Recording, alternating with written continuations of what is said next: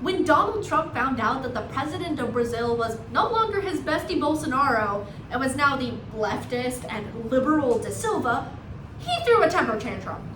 And while a lot of Brazilians agreed, majority of Brazilians are currently finding hope in a recent and rare Da Silva act.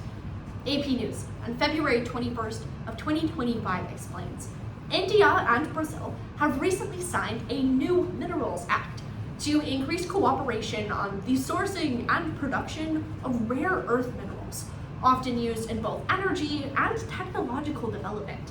And Al Jazeera on February 27th of 2025 furthers, this comprehensive deal addresses every step of this mineral sourcing, from mining and recycling to refining, production, and even transportation on international markets.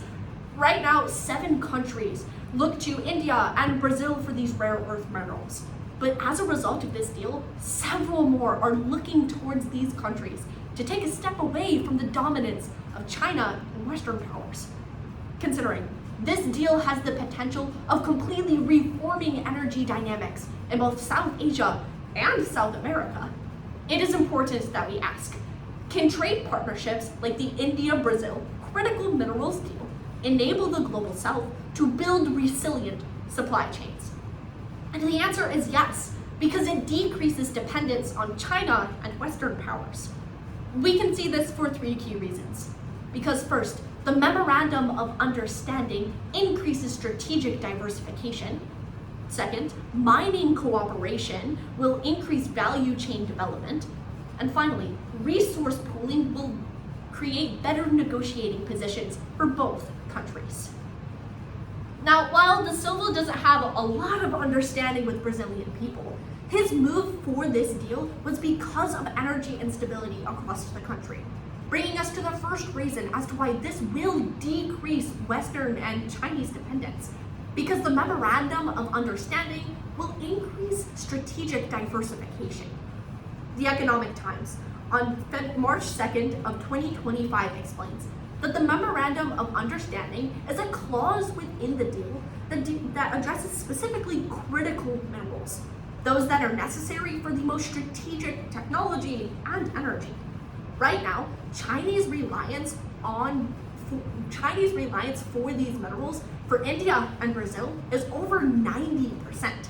But by signing this deal, they're able to fill in the holes in each other's industry, providing a new partner. And The Diplomat on February 27th of 2025 furthers that as a result of this deal, it sets a framework for future deals within the region. As recently, Australia entered negotiations with both Brazil and India to discuss a 3-way partnership, thereby slowly increasing the diversification of these supply chains, thereby decreasing Western influence. Establishing our first reason as to why this deal decreases dependence on China and Western powers, because the Memorandum of Understanding will increase strategic diversification. But the second reason as to why this deal will decrease dependence on China and Western powers is because mining cooperation will increase value chain development. Ventures India on February 28th of 2025 explains that another clause of this deal is specifically built around infrastructure development. For India, it's a focus primarily on technology, whereas in Brazil, it's a rapid increase of energy infrastructure. This means that raw earth minerals and core processing of these will increase by allowing joint capital investment specifically for infrastructure across both countries. And the New York Times on March 2nd of 2025 furthers that this will lead to increased development of advanced technology like AI and geospatial identification devices that are necessary to provide an edge over Western powers like the United States and China that already have advanced technology. This eliminates long-term speculation in these markets and instead turns it into financial reality, showing us why the second reason we will see a decrease in Western and Chinese dominance is because this mining cooperation increases value chain development. But the final reason as to why this deal will decrease dominance of Chinese and Western powers is because resource pooling will establish a better negotiating position for both countries. Forbes, on March 15th of 2025, explains that already India has seen an increase in significant development and is already a supplier of green energy for countries in the region. So, by diversifying, it's allowing its own reserves to grow. When you introduce Brazil, who is one of the largest energy producers in South America, you then fill in the gaps that they have across this region. And NPR, on March 13th of 2025, furthers that this pooling will increase economic clout of both countries, thereby creating a multipolar framework that will allow for them to have negotiating positions when considering future deals.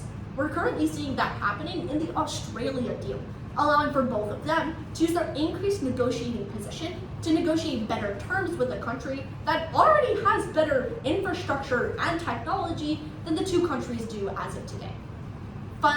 Showing us our final reason as to why we will see a decrease of Western and Chinese dominance is because resource pooling increases their negotiating position.